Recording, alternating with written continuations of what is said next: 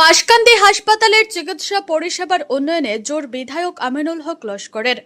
Banshkandi model হাসপাতালে বুধবার আয়োজিত এক পর্যালোচনা সভায় হাসপাতালের চিকিৎসা পরিষেবার মনোন্নয়ন এবং পরিকাঠামোগত উন্নয়নের উপর বিশেষ গুরুত্বারোপ করেন সুনাইয়ের বিধায়ক আমিনুল হক লস্কর।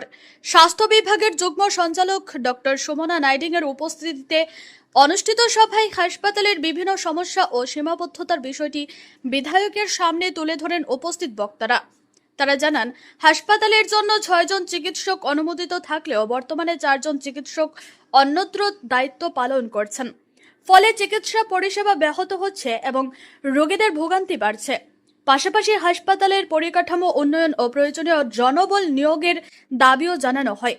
বক্তব্য রাখতে গিয়ে বিধায়ক আমিনুল হক লস্কর বলেন, বাঁশকান্দি হাসপাতাল সহ সোনাই বিধানসভা এলাকার বিভিন্ন সরকারি হাসপাতালের সমস্যার বিষয়টি তিনি ইতিমধ্যে বিধানসভায় উত্থাপন করেছেন।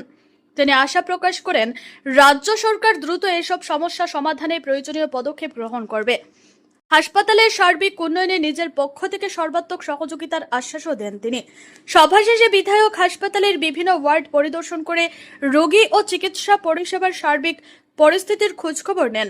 সভায় উপস্থিত ছিলেন এসডিএমও ডক্টর দিব্যজ্যোতি ভট্টাচার্য, হাসপাতালের ইনচার্জ ডক্টর সায়ন বৈষ্ণব, বিপিএম সংযুক্তা দে, জেলা পরিষদের প্রতিনিধি ডক্টর আব্দুর রহিম লস্কর, বাঁশকান্দি ব্লকের সহকারী ভিডিও খালিদ উজ্জামান, জেলা কিষাণ মোর্চার সভাপতি বাবুল আহমেদ বড়ভূইয়া, মাহমুদ হোসেন লস্কর সহ অন্যান্য বিশিষ্ট ব্যক্তিবর্গ।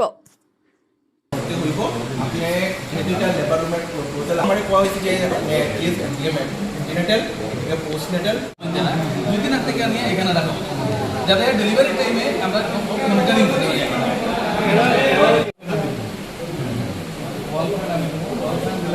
মোবাইল ওয়াল একটা ওয়াল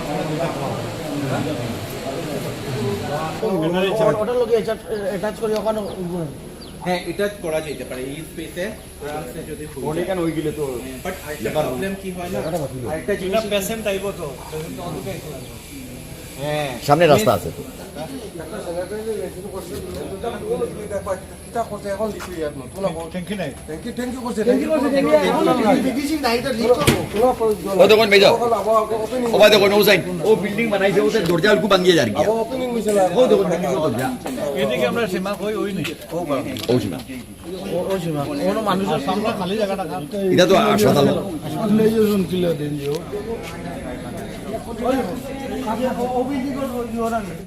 বিভিন্ন সময় বিভিন্ন রাজনীতিবিদ পেয়েছি, বর্তমানে খুব ভালো সরকারও রয়েছে।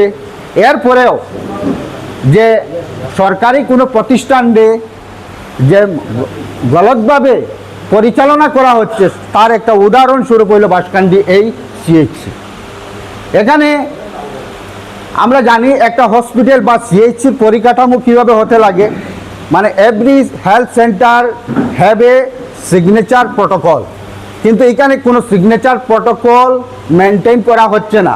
আজকে যদি আমরা দেখি যে এখানে যে পরিকাঠামোর মধ্যে যেমন স্যানিটেশন যেগুলো হচ্ছে, কয়েকদিন আগে এসেছে আমাদের বিধায়ক মহোদয় আমাদের সঙ্গে ছিলেন, যে প্রথম এন্ট্রেন্সের উপরে ঘাস জমে আছে, এখানে সামনে জল জমা আছে, সেখানে জলের নিষ্কাশনের কোনো সুব্যবস্থা নেই। এই ধরনের এখান থেকে অনেক যেমন মশা মাছি এসবের জন্ম হবে, এর থেকে অনেক ধরনের ব্যাকটেরিয়া ছড়াবে। এর জন্য দায়ী কে হবে, সেটা কি ধরনের পরিকাঠামো। এছাড়াও সবচেয়ে গুরুত্বপূর্ণ বিষয় হলো যে আজকের এই হসপিটালে যদি 6 জন ডাক্তারের যদি অ্যালটমেন্ট থাকে, তাহলে বাঁশকান্দির নামে তারা বেতন উঠাচ্ছে এবং কাজ করছে সিভিল হসপিটালে। সে কথা নিয়ে আমি জয়েন্ট ডাইরেক্টর মহোদয়াকে বিশেষভাবে সম্বোধন করে বলছি, আপনি আমাদেরকে বুঝাবেন যে আপনাদের প্রটোকলটা ঠিক কীভাবে, যে বাঁশকান্দির নামে এরা বেতন পাচ্ছে এবং কাজ করছে সিভিল হসপিটালে। আমরা যতটা চিন্তা করিনি, বিধায়ক ততটা চিন্তা করছেন। হবে মাত্র 1.5-2 মাস হয়েছে, 1.5-2 মাসের ভিতরে বাঁশকান্দি হসপিটাল নিয়ে উনি যা করেছেন, আমরা 35 বছরেও তা করতে পারিনি, সেটা স্বীকার করতে হবে। তো আমরা এক গ্রুপ মানুষকে নিয়ে আমরা আমাদের অন্য কাজে গিয়েছিলাম, উনি বললেন না, আজকে বাঁশকান্দি হসপিটাল নিয়ে শুধু কাজ হবে, তোমরা চলো আমার সঙ্গে। আমাদেরকে নিয়ে উনি এক্সিকিউটিভ ডাইরেক্টরের সঙ্গে বসে এই হসপিটালের জন্য বিধানসভায় তো কোয়েশ্চন করেছেনই, বিধানসভায় মন্ত্রী বাধ্য হয়েছেন রিপ্লাই দিতে, তারপরে ওই রিপ্লাইকে সঙ্গে নিয়ে ডাইরেক্টরের সঙ্গে বসে এই হসপিটালকে 24 আওয়ার্স খোলা রাখার ব্যবস্থা উনি করেছেন, সেটা অলরেডি অর্ডার হয়ে গেছে। ট্রাস্ট হিসাবে আছেন সিভিল হসপিটালে, অন্যান্য হসপিটালে কি স্টাডি লিভেও আছেন অনেকে। তখন আমার নিজে শুনিয়া একটু দুঃখ লাগছে, যেখান পৃথিবীর মধ্যে স্বাস্থ্য সেবার মধ্যে আর কোনো সেবা নাই। আমরা মানব জাতি যখন আমরা কোনো অসুস্থ হই, ভগবান আল্লাহ মা বাবা ডাকার আগে আমরা ডক্টর ডাকি, কারণ নিজে বাঁচার তাগিদে আমরা কই যাই, আমরা কোনো মন্দিরে মসজিদে যাই না, বাবার কবরস্থানও যাই না, বাবার বিছনাথ যাই না, আমরা হসপিটালে যাওয়ার লাগে লড়া দেয়। কেন এখানে জানি এখানে গেলে আমি হয়তো বাঁচব। আর এই হসপিটালে ডক্টর নাই, কারা সেবা করব? সায়ন বৈষ্ণব আমি হেলথ মিনিস্টারে কইছি, health minister direct secretary commissioner সব আসলি যখন আমরা মিটিং আমার মিনিস্টারের লগে হয়েছে, আমার যে হসপিটালগুলোতে সায়ন বৈষ্ণবের মতো ডাক্তারের প্রয়োজন। তার কত ডিগ্রি আছে এটা বড় জিনিস না, সে কত বড় সেবা দিতে পারে ওই রকম অনেক। আমি তার সম্বন্ধে শুনছি এবং নিজে দেখছি, খুব ভালো অ্যাক্টিভ, এরকম ডাক্তারের প্রয়োজন।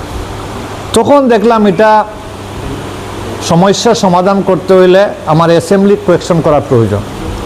কারণ জয়েন্ট ডাইরেক্টর ম্যাডাম এখানে আছেন, আমার সোনাই সমষ্টিতে মডেল হসপিটাল আছে, বিপিএইচি আছে, আবার এসএইচি মানে সাবসিডিয়ারি হেলথ সেন্টার আছে আপনার সোনাবাড়িঘাট, মিমি পিএইচি আছে, কিন্তু সবগুলা স্যাংশন ডাক্তার আমি অ্যাড করলাম, দেখা যায় 25% ডক্টর হসপিটালে নাই।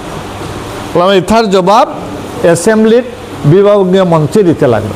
আমি কোয়েকশন করছি যে আমার হসপিটালে কোন হসপিটালে কতটা স্যাংশন পোস্ট আছে, কতজন বর্তমানে অ্যাট প্রেজেন্ট ডক্টর আছেন, কতজন নার্স পোস্ট স্যাংশন পোস্ট আছে, কতজন অ্যাট প্রেজেন্ট আছেন। তখন মন্ত্রী অ্যাসেম্বলির রিপ্লাই দিতে বাধ্য। এই হসপিটালে মন্ত্রীর রিপ্লাইয়ে দেখা গেছে একজন ডক্টর, 6 জন ডক্টরের জায়গাত একজন ডক্টর, 6 জন ডক্টর স্যাংশন পোস্ট কেন করা হইল? এই হসপিটালে 1,25,000 পপুলেশনটা কভার করে এর কারণে 6 জন ডক্টর দেওয়া হয়েছে। এই হসপিটালে 102টা রেভিনিউ ভিলেজ কভার করে এর কারণে 6 জন ডাক্তার দেওয়া হয়েছে। আর 6 জন ডাক্তারের জায়গাতে একজন ডাক্তারের পক্ষে সম্ভব? তাইলে নবজাতক শিশু মরব।